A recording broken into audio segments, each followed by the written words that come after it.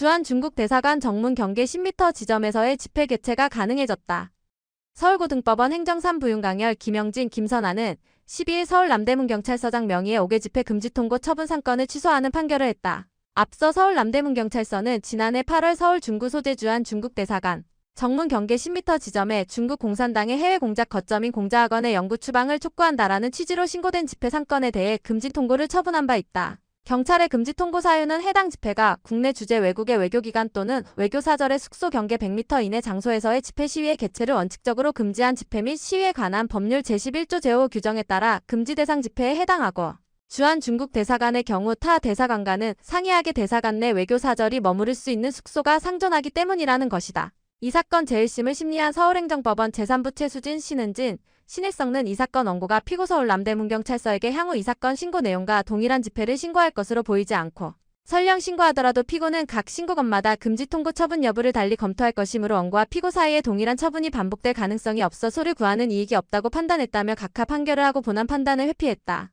하지만 서울고법의 판단은 달랐다. 우선 소의 이익이 인정되지 않아 소송에 부적법하다는 원심의 판단이 틀렸다고 본 것이다. 재판부는 집회 및 시위에 관한 법률 제9조 제3항은 집회 또는 시위의 금지 통고가 위법하거나 부당한 것으로 재결되거나 그 효력을 잃게 된 경우 처음 신고한 대로 집회 또는 시위를 개최할 수 있고 다만 금지 통고 등으로 시기를 놓친 경우에는 일시를 새로 정하여 집회 또는 시위를 시작하기 24시간 전에 관할 경찰관서장에게 신고함으로써 집회 또는 시위를 개최할 수 있다고 규정하고 있다는 점에서 금지 통고의 취소 등을 구하는 행정소송 계속 중에 예정되었던 집회 또는 시위의 일시가 도과되었더라도 금지 통고의 취소 등을 통해 개최하지 못한 집회 또는 시위를 다시 개최할 수 있으므로 그 취소 내지 무효 확인을 구할 소의 이익은 여전히 있다고 판시했다. 이 사건 원고와 경찰 간의 이 사건 처분과 동일한 처분이 반복될 위험성도 인정됐다. 재판부는 피고는 새로운 집회 또는 시위의 신고서를 접수할 때마다 그 일시와 구체적인 장소, 집회 규모, 행진 경로 등을 종합적으로 검토해 해당 집회 또는 시위가 외교기관에 해당하는 주한 중국 대사관의 기능과 안녕을 침해할 우려가 있는지 여부를 개별적으로 판단해야 함에도 피고는 원고에 대해 기계적으로 금지 통고를 반복하는 등 서울 남대문경찰서가 집회 신고건마다의 개별 판단을 하지 않았다고 봤다. 집회 장소의 선택은 집회 성과 결정짓는 주요 요인 헌법재판소 결정 원용.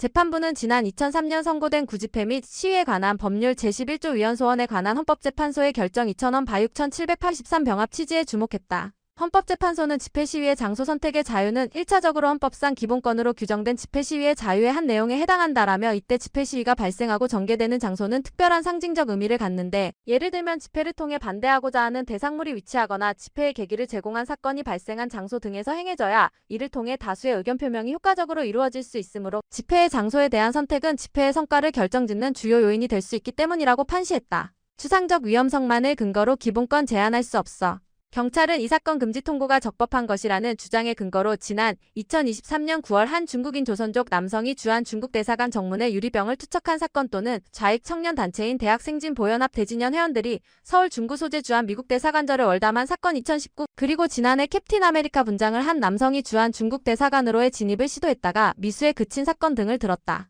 하지만 재판부는 원고가 이 사건 각 집회를 개최할 경우 대규모 집회 시위 등을 유발하여 외교기관의 업무를 방해하고 외교관의 신체적 안전을 위협하거나 그와 같은 우려가 있다고 추단할 만한 신빙성 있는 근거가 제시되지 않았다라며 어떤 집회 시위는 위험할 수 있다라는 추상적 위험성만을 근거로 기본권으로 보호되어야 할 집회 시위의 자유를 제한하는 신중하게 검토되어야 한다라고 결론지었다. 주한 일본 대사관 앞 수요 시위와 비교해도 금지 통고 적법성 인정 못해. 재판부는 또 지난 1992년 1월부터 지금까지 30년 넘게 서울 종로구 소재 주한 일본 대사관 앞에서 한국정신대문제대책협의회 정대여봐 그 후신 정의기억연대가 개최해온 수요시위 정식 명칭 일본군 성노예제 문제 해결을 위한 정기 수요시위에도 주목했다. 재판부는 서울 종로경찰서장은 주한 일본 대사관 경계 100m 지역에서 개최돼 온 수요시위를 단 한 차례도 금지한 사실이 없다는 사실과 지난 2015년 대사관 신축 문제로 별도 건물로 주한 일본 대사관이 이사하기 이전 시기 수요시위가 개최된 장소가 주한 일본 대사관 정문으로부터 불과 3m 내지 10m 떨어진 장소에서 개최되기도 했다는 사실을 지적하고 이 사건 집회에 참가 예정 인원, 정치적 사회적 상황이나 집회 시기의 민감성, 대규모 집회로 확산될 가능성 등을 고려해보더라도 이 사건 각 집회의 신고 내용이 주한 일본 대사관 인근 지역의 수요 시위와 비교해볼 때 외교기관 주한 중국 대사관의 기능이나 안녕을 침해할 우려가 더 크다고 인정할 수 없다고 단정했다. 원고 경찰의 집회 시위에 대한 검열 인정한 판결. 이번 판결과 관련해 이 사건 원고는 서울고등법원의 이번 판결에서 서울 남대문경찰서가 내가 신고한 각 집회들에 대해 기계적으로 금지 통고를 반복했다는 사실이 인정됐다라며 이는 경찰이 헌법이 금지하고 있는 집회 시위에 대한 사전 검열 내지 허가를 자행했다는 사실을 법원이 인정한 것이므로 이와 관련해 서울 남대문경찰서장을 비롯 관계 각 경찰 공무원들에 대한 관리 감독 책임을 지는 대한민국을 상대로 손해배상을 청구하는 한편 경찰 관계자들 전원에 대해 형사벌을 구하겠다라고 밝혔다. 이어 원고는 이뿐 아니라 증거에 반해 각하 판결을 한 원심의 관여 법관 3사람에 대해서도 형사 고소를 진행하겠다라고 덧붙였다.